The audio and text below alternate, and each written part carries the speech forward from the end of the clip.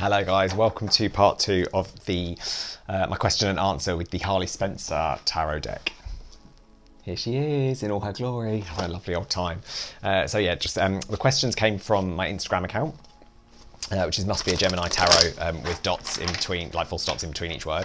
And although they are questions that are specific to people that people have asked me, I think a lot of them could resonate for you regardless of whether you've asked it. So they're kind of timeless readings. As I say, it's a good way to get to know the new deck, and it's a fantastic deck. Genuinely doesn't hold anything back. Really gets right to the crux of what's happening. And I feel like if I had to think of a phrase to describe this deck, it would be makes no apologies. Because the messages that come through can be a little bit harsh, but I think they're always pretty spot on. So with that being said, let's get into the first question. Now, the first question is from Kashish Aurora, which is, will I go before July? So this could kind of resonate if you are looking to travel, if you're looking to make journeys. That could be with someone, it could be with someone else. So anyway, we're going to have a look at whether Kashish Aurora will be going before July. But as I say, this message could resonate for more people than you think. Okay, so first card out you've got is the Tower, and this is what I say about this deck having no apologies. So very much I think the situation with you expecting to go somewhere by July, I think you're going to be a little bit disappointed. I think there's still going to be, and I know the Tower is normally about things coming down, but in my opinion right now, with the question in hand of will you be traveling anywhere, no, the barriers are fully up. I don't think you're going to be going anywhere. Now, what you can work on in that time of not like in order to kind of get yourself ready for when you are able to travel, in the centre is you've got the Temperance. Now that for me is it is about a healing situation. It's about kind of trying to triumph over your own things. And if you see in this deck particularly, it's got like a march going on, which is super current, but it's also a case of standing up for what's right, whether that's for you, whether it's for other people, or whether it's you trying to get other people to stand up on your behalf. I feel like you need to focus on doing some kind of healing for yourself before you get back out and before you get traveling again. You've also got that flanked by the Ace of Swords in reverse. So this for me is again a case of you being stuck where you are, because I love this card. Like, look at these two little maggots like trying to climb over the fence and just start anew and escape. So basically I think the short answer is no, you won't be going anywhere before July, which I know obviously isn't that long away now actually, because what are we on now, the 18th of June. But you have got the Ace of Pentacles. So in this time of not being able to go away, there are new opportunities you've got coming in for growth with regards to like material possessions, with stability, with finances. And actually, although you might not be going abroad, you might not be making this journey to where you want to be by July, actually this lockdown situation, this situation of not being able to go where you want, gives you the opportunity to refocus your energies and figure out where it is that you can heal. Because I think there's still a little bit of healing going on. But yeah, basically, will you be going anywhere before July? No, because you've got the Tower. Okay, I hope that helps. So the next question is from Wanderlust Girl. Is it Wanderlust Girl? I'm sure it is. And this is the connection between your person and you. So this will be great if you are in a twin flame situation as well. So anyone that has got a connection where you want to know what the connection is, obviously, as I say, it's a specific case that we're thinking of. But this could resonate to anybody. So what is the connection between you and your person, or between your person and you? Please.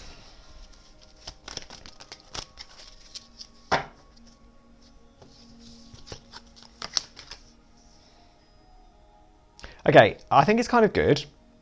So, well, there's good and bad. Because in the very centre, you've got the Three of Swords in reverse. Now, this for me is not just, in the upright, wow, that's a hole in the heart. That's a whole heap of misery. So I feel like your connection is quite stable at the moment. I feel like there's you're definitely lifting each other up rather than bringing each other down. And that's what a relationship should be. That's what we want from the connection. Now, you've also got the Four of Swords either side with the Seven of Wands, isn't it? Yeah. Sorry, it's a new deck. So you've got this the Four of Swords, I think, these two coming in for me is like, you're trying to keep things moving. I feel like on both sides this is, that the connection is strong enough that you're aware that you need to keep progressing, and that's probably quite hard right now because there's a lot of being held back by lockdown, by corona, by various things. But this, for me, this Seven of Wands is all about the communication. And yes, it can be a little bit toxic with that hazardous sign in there, but I don't feel like it is. And the reason I don't feel like it's a toxic communication is because it's with that Four of Swords. If that was in this way, I'd be like, you know what? They're taking the time out, and they might be telling you lies essentially of what they're, but it's not. It's come through this way. So I feel like they've done, the person you're thinking of, P, is kind of coming out of a phase of wanting to hold back, and they're not quite ready to tell you the truth necessarily, but what they're saying isn't harmful is what I'm getting at. It's not it isn't a toxic conversation. My only concern is on the bottom of the deck, you've got the Empress in reverse. So I feel like the situation that you're in, although things are quite happy right now with that Three of Swords being in reverse, I don't really feel like there's as much progress as you want there to be. And this, I think, so this could be you trying to create the progress with the Four of Swords in reverse, trying to get things going, keep things moving. And actually, I feel like with the Empress in reverse there, I just think that it's going to be a slow progress, but slow progress is still progress. So I don't want you to be too hard on yourself over that. Anyway, I hope that helps. Next, we have got Kamalni 1111. Just general guidance. Fantastic. I like a good open question. So let's see what the general guidance is for you. Love that. Love it when they come flying out. Okay, so you have got two twos. You've got Two of Swords on the one hand. So again, this is turning point situation. This is decision making. And you've got the Two of Wands.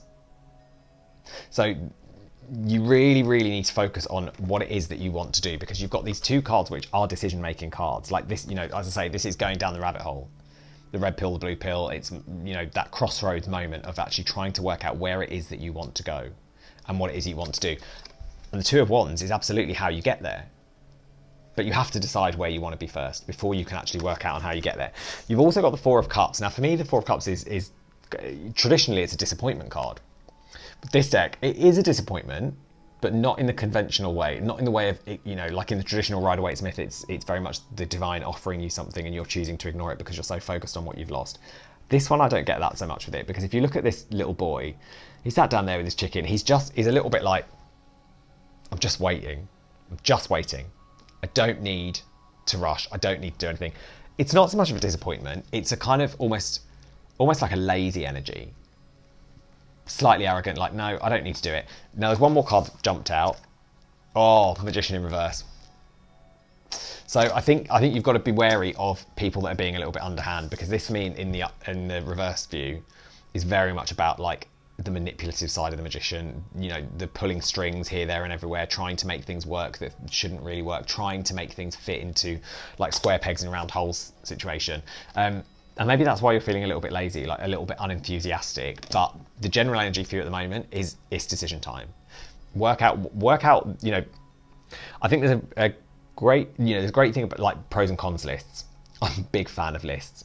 But I think, focus on the good points, focus on the bad points of each decision, play out all the best outcomes with that Two of Wands, because it's trying to find your journey through, and then you've got to make the decision, because this lazy energy that you're in at the moment, I think is really holding you back, and it's almost allowing other people to take the reins and to take control of the situation. And, you should always be in control of your own doings. I hope that helps. So next, for Pooja, what will my person be like? I like this. Not a case of, when is this person coming to me? When is that person coming to me? What will they be like? Like clues for how to look out for them. Okay, so what will your... Okay. So remember how I said this, oh God, this deck takes no prisoners, makes no excuses. I think you've got someone coming to you that isn't ideal. Next. And this is your next person. So the first two cards that came out, you've got the Sun in reverse with the Knight of Wands.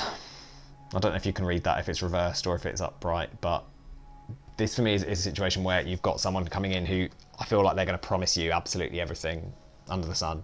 They're going to promise you all the goodness. It's going to be all talk.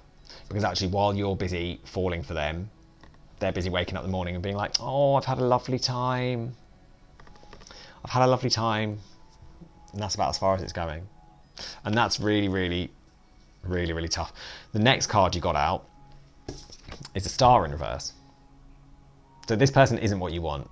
This next person that's coming in for you, it's someone that is going to like unbalance you, provide imbalance. So not as in mentally unbalanced, but I think emotionally, I think there's going to be a lot of toing and froing of not knowing where you're coming, where you're going, what's going on, how they're feeling about you. I think it's going to be a really a really tough situation. And then you've got the Knight of Swords, which for me is the bucking bronco of the deck. It's like, you know, this guy is staying on there, hanging on in, even though someone's trying to get rid of him. And this could be reversed. It could be that you try and cling to this person and while they're trying to shuffle you out the door. It could also be that you're trying to shuffle them out the door and they're clinging on, going, oh no, it's really good. Look at all these good things I'm offering you. They're in reverse. You then got that with the Seven of Swords. Now this, if that isn't a deceptive card, I don't know what is. And generally, I'm quite an advocate for the Seven of Swords not being a sneaky card and not being deceptive. But that little face on the bottom, that for me is like full-on master behaviour. It's doing really sneaky things, portraying yourself in a certain way, portraying yourself as the sun when really it's not, portraying yourself as like, oh, I'm having such a lovely time, I'm really into you, but I'm off. And then you've also got the Three of Wands, which in normal decks is a fantastic card. I love the Three of Wands, but for me in this one, there's like, if, you know, you look at this, like she's absolutely bearing everything and he is not whatsoever. He's kept all his clothes on. It's like that arrogant side of knowing what to do. I'm really sorry, that was a tough message. I hope it helped in some way. I mean, I think being prepared for that to come in can help you, and I'm not saying that you won't learn a lesson from this person coming in and being that way, because I think we all can stand to learn lessons from that. Anyway, I hope that helped. Next, we have got Disha Sethi. Oh, what does my person want to say? Oh, okay. Again, this could resonate for a lot of people. What is it that we're waiting to hear from people? If we're just waiting to hear from them in general. Okay, what does your person want to say?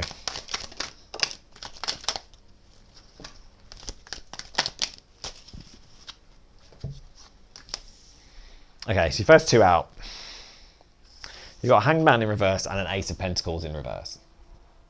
So I feel like your person is trying to, again, I think they're trying to make out that they have done all this soul searching, they've done all this hanging around, they've done all this waiting, and they're ready to offer you new things. But I don't think they are yet. Now, I've got a couple of cards we're going to have a look at in a second. But for me, for a moment, I just want to focus on these two, because this for me is that moment of going, yes, I'm really ready. I'm ready to move on. I'm ready to do something. I'm ready to move in together. I'm ready to be there for you. I'm ready to show up. But are they? Because actually what they're offering right now is a reversey Percy. What they're offering is something that is a little bit untrue. And I don't think it's a deception situation. I think it's just a case of trying to portray that they are ready to move on when they're actually really not. Because, you know, the Hangman for me, I know, you know, this can also be about being stuck and being, you know, not knowing where to go, not knowing which way to go forward. But even in the reverse view, I feel it's like trying to portray that you're out there without actually being ready to do it. Now, the next three cards you've got, yeah, oh God, Nine of Cups in reverse, with the Ten of Wands in reverse. So, you know, Nine of Cups in the upright is lovely. It's a real wish fulfillment moment. It's getting the things that you want. It's being really, really close to getting that Ten of Cups. And that Ten of Wands in the upright, again, you know, it's nice. It's getting all the ducks lined up in a row. It's getting everything ready. It's not there at the minute. I think the offering that I think they're going to come to you with an offering, and I think it's going to be a little bit false. The reason I think it's going to be a bit false is, once again, we've got the Devil. And that, for me, love a drag queen. But they're for entertainment only. What they are showing you is an illusion. What they're showing you is not true. Sorry. Again, that was a tough message. I hope that didn't resonate for a lot of people, but I hope it helps in some way. Okay, moving on. Awesome Sandy, I feel like we've asked this question many a time, but we'll do it one more time because it's obviously troubling you. So it's, will you pass your exam?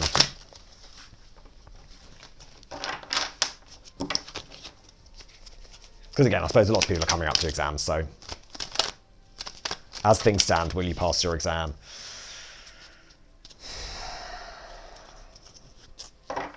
I feel like you're getting a bit out of control with it. Not with it.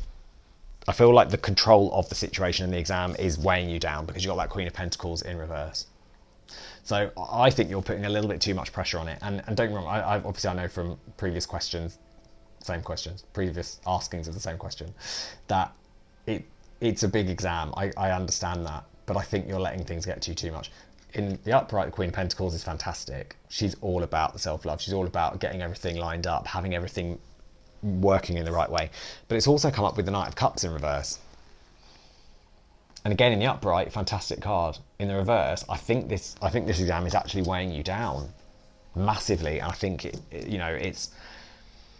there's a moment of with any kind of exam, like obviously once you pass it, there's going to be the pressure there.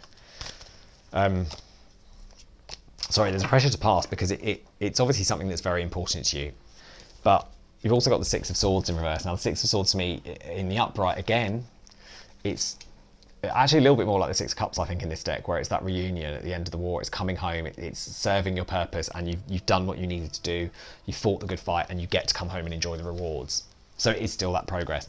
But in reverse, I actually think this exam, I do think you will pass, but I think it's actually going to be, you're going to end up giving, and I think I said this last time, I think you're going to end up giving up a lot of your other aspects of your life for this path that you're pursuing through this exam. So yeah, I mean, I hope you pass, because I think it's obviously putting a lot of pressure on you at the moment, so I hope it works out for the best. Anyway, I hope that helped. So last one is for Quick Fuse 07. What is stopping communication? Okay, again, for the couples reading, the twin flames out there, those who are in separation. Let's have a little look. What's stopping the communication? Didn't even wait. Okay, so first card off the deck. So we're going to do this like a little bit of a story, because they fell out on top of each other. So your first card is a Three of Swords. Now, for me, I think the reason that the communication isn't coming is because there's nothing to offer. I think at the moment your person they can't come to you with anything because they don't have anything to give. They've still got their own healing to do. They've still got their own stuff to sort out. And unless your person is willing to do that and fill this gap themselves, because you can't, I think it's very easy for us all to try and depend on someone else to make us feel complete. And you can't do that. That's not fair on anybody. Two people should be making themselves complete and then coming together as complete people, enhancing each other's lives, celebrating each other. So I think that's the first reason that this communication isn't coming in. Next off the deck, you've got the Seven of Cups. So there's also a lot of confusion going on in how to get this healed and how to get that sorted out. There's no clear-cut path, and there isn't. It's very simple. When you're feeling like this and you feel that hole there, you don't know how to fix it, because there are so many ways of doing it. And it could, which could be, not so much now, but going out and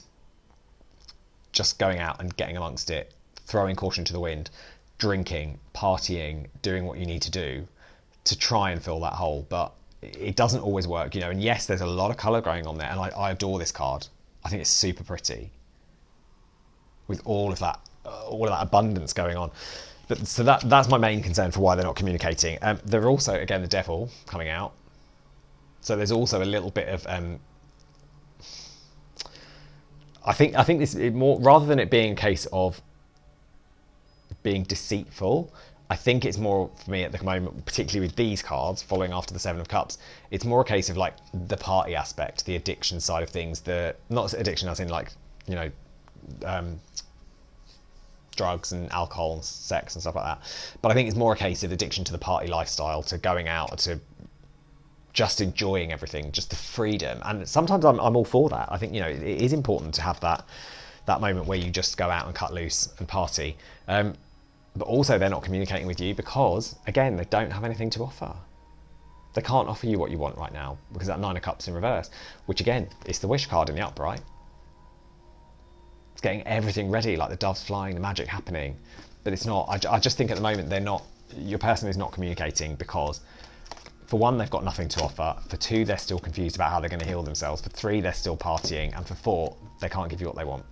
And I think what you want, sorry. And I think actually that's quite a mature thing to do, because sometimes if you can't offer someone what they want, I always think you should 100% say, I can't offer you what you want right now. Please, I will take the risk. When I'm ready, I'll let you know. And if you're around, great. If you're not, my loss. and I'll deal with that, rather than just leaving you and not communicating. But I also think sometimes if you push for a decision, it ends up being the wrong one, because people just resist, and people just, they get this mode where they're like, no, back off, I am not making that decision. If you want a decision now, it's going to be a no. If you let me sort my stuff out, let me get myself ready, let me fix what needs fixing, then I might be able to come and offer you what you want with that 9 of Cups, and it might by that point be in the upright. Anyway, hope that helped. That wasn't quite as pleasant as the last one. I will be back with round 3 very, very shortly. Let me know what resonates in the comments down below, and I will see you either on Instagram or on here very, very soon. Take care.